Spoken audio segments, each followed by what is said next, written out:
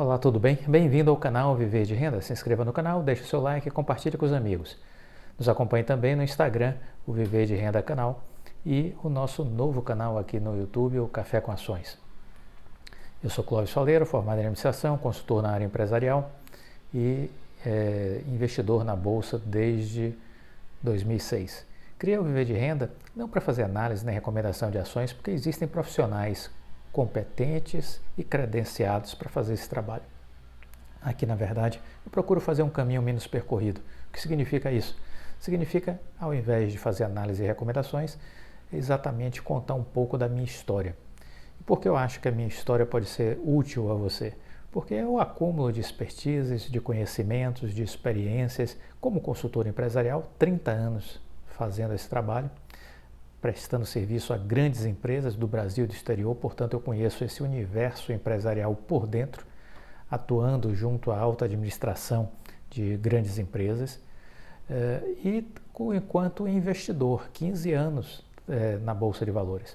Então essa experiência acumulada me permite dizer a vocês que as coisas que eu aprendi deverão ter algum valor para vocês.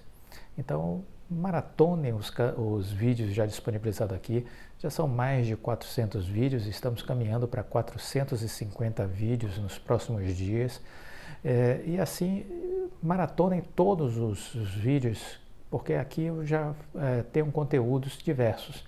Falo como eu quebrei na bolsa, porque eu condeno a prática da especulação, porque eu não recomendo o day trade, porque eu não recomendo operações de círculo curto, porque eu prefiro fazer investimentos para o longo prazo. Todas essas perguntas já estão respondidas aqui. Como eu faço a minha carteira de ações, como é que eu escolho as ações para investir, de que forma eu cheguei no meu primeiro milhão, consegui depois ampliar isso e chegar no segundo milhão, quais foram as lições que eu aprendi prestando serviço para grandes empresas, como eu percebi o funcionamento dessas organizações por dentro, a elaboração de estratégias, como se dá uma negociação entre grandes empresas, o que se considera nessa hora, né? Como é que as empresas se associam, como é que se dá essa concorrência entre os grandes players, tudo é permitido? Então, todas essas questões, de alguma forma, estão contempladas nesses muitos vídeos já aqui disponibilizados.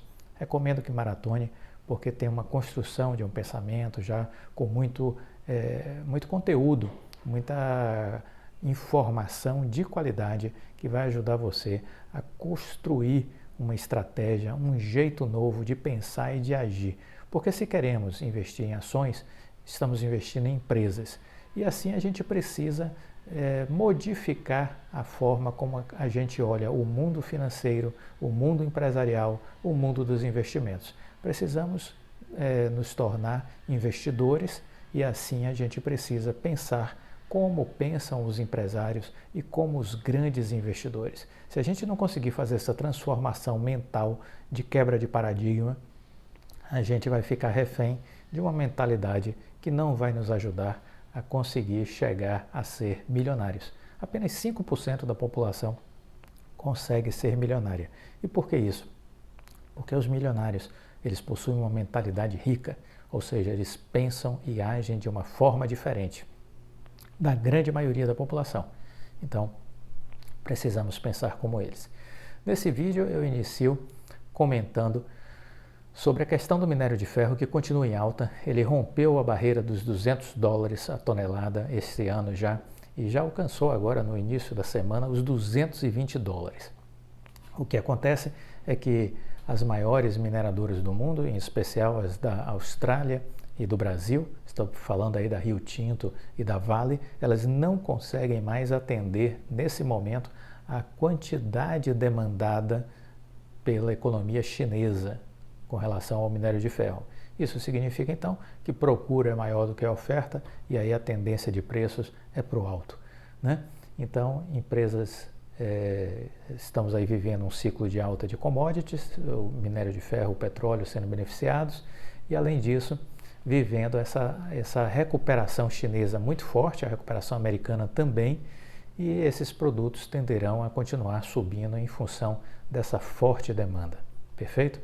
Então fiquemos de olho, porque a Vale, que já bateu aí a casa dos 114, 116 reais, trabalhando nessa faixa, 117, ela muito em breve estará, segundo a avaliação de bancos de investimentos americanos, performando aí, buscando preços alvo, provavelmente aí no território dos 156, 160 reais. Fiquemos atentos a isso. Alguém me perguntou outro dia, mas a Vale já não está cara? Olha, eu aprendi o seguinte, que às vezes o que lhe parece caro hoje, amanhã se torna barato. Então essa é uma característica às vezes das grandes tendências de alta. Então você olha hoje um preço, você vê e diz, poxa, essa empresa está cara demais. Aí daqui a 12 meses você olha para trás e diz, poxa, ela estava barata. Então é isso que acontece com o comportamento de preço de ações em tendência de alta, certo? Elas vão continuar subindo.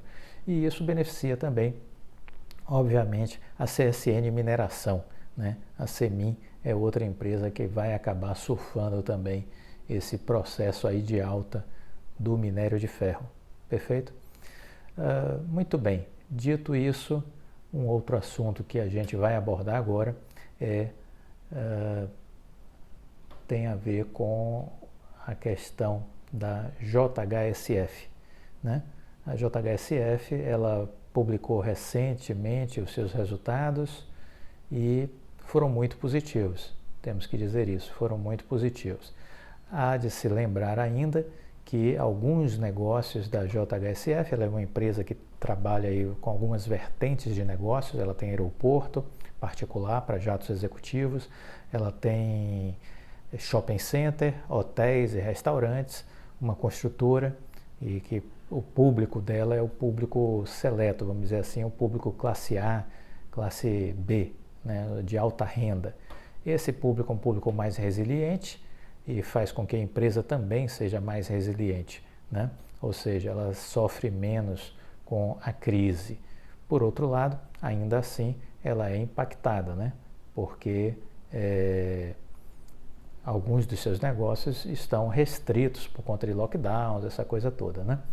Então, ela, dentre os seus resultados, ela destacou aí um lucro líquido de 191 milhões no primeiro trimestre, 191 milhões de reais, um salto ante os 16 milhões no mesmo período do ano passado. Então saiu de 16 milhões para 191 milhões, o resultado do primeiro trimestre.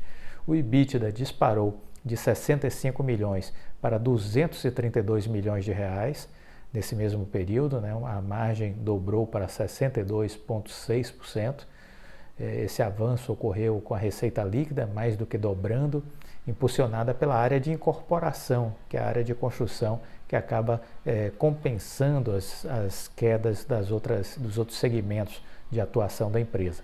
O faturamento líquido do grupo subiu para 385 milhões de reais, antes 163 milhões no primeiro trimestre de 2020, enquanto as despesas operacionais acabaram subindo 46% para 64 milhões de reais.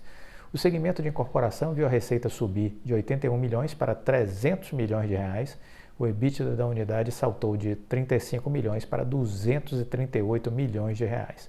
Segundo a XP, a área de análise da XP, a JHSF reportou resultados positivos no primeiro trimestre do ano e mais fortes do que o esperado pelos analistas. O desempenho foi atribuído principalmente pelo maior reconhecimento de receita do segmento residencial, o que faz com que seu resultado financeiro supere as estimativas iniciais. Como esperado, o desempenho operacional do segmento de shopping centers foi amplamente afetado pelas restrições comerciais e fechamento dos shoppings no primeiro trimestre, né? Então, as vendas nas mesmas lojas e aluguéis das lojas caíram 18,5% e 17,6% no ano contra ano, respectivamente. Pelo lado positivo, o segmento residencial apresentou forte desempenho de vendas, impulsionado sobretudo pelo complexo Boa Vista. A XP reiterou recomendação de compra para a ação com preço-alvo de R$ 9,70.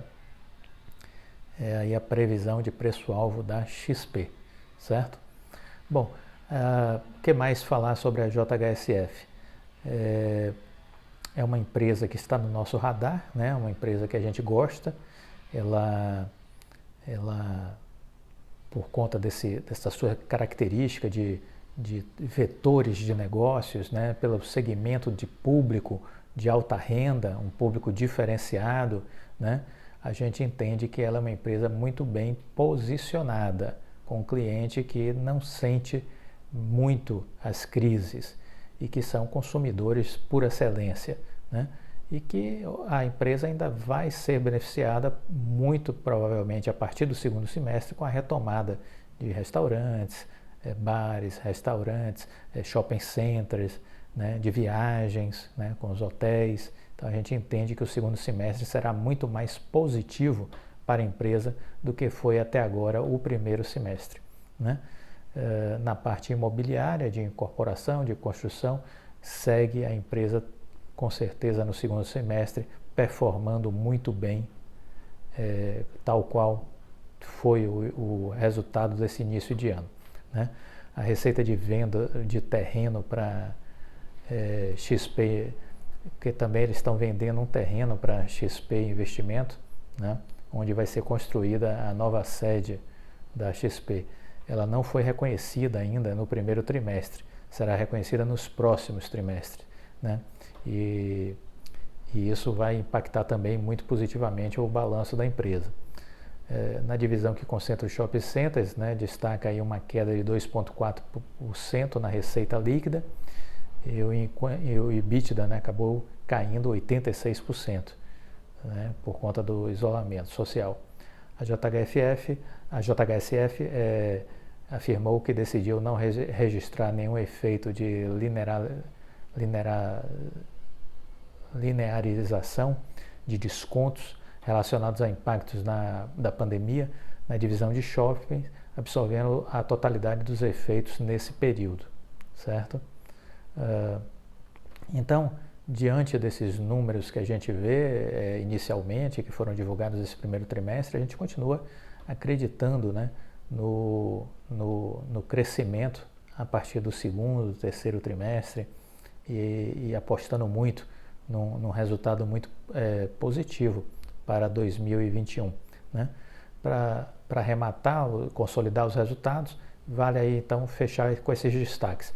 Resultado bruto de 275%, né, no trimestre, EBITDA ajustado 373% de crescimento, lucro líquido consolidado mais de 1.078% o lucro líquido consolidado.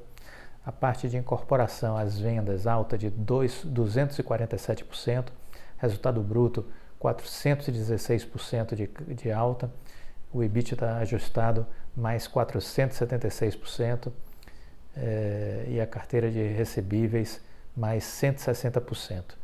Os shoppings, apesar da suspensão de atividades em março, apresentou um acréscimo ainda de 9,2% nas vendas, né? Hospitalidade e gastronomia ficaram aí com uma margem aí de 65% de ocupação no trimestre. E o aeroporto executivo, após um ano de operação, apresentou mais 259% de movimento e mais 399% de litros abastecidos, com 4 vezes mais aviões hangarados, ou seja, utilizando os hangares do aeroporto comparado com o ano anterior, né? Para fins de comparação, a demonstração de resultados de segmento de renda corrente do primeiro trimestre foi ajustada na mesma base de participação dos ativos dos shoppings, levando em consideração as participações efetivas no shopping Bela Vista e Ponta Negra. Ao longo do primeiro trimestre de 2021,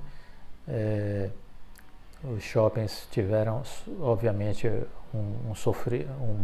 sofreram mais por conta das medidas restritivas, né?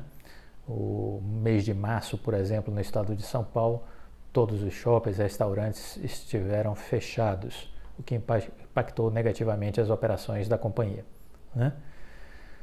Bom, esses são alguns dos resultados. Se você entrar na página do canal de RI, eu recomendo que adquiram esse hábito de acessar a página do canal de relacionamento com os investidores. Todos os dados estão lá publicados para que você possa conhecer um pouco mais essa empresa, porque vale a pena deixá-la no seu radar, certo? Qualquer correção pode ser uma janela de entrada. Fique atento e observe todo o potencial da JHSF. Fique com Deus e até a próxima. Tchau.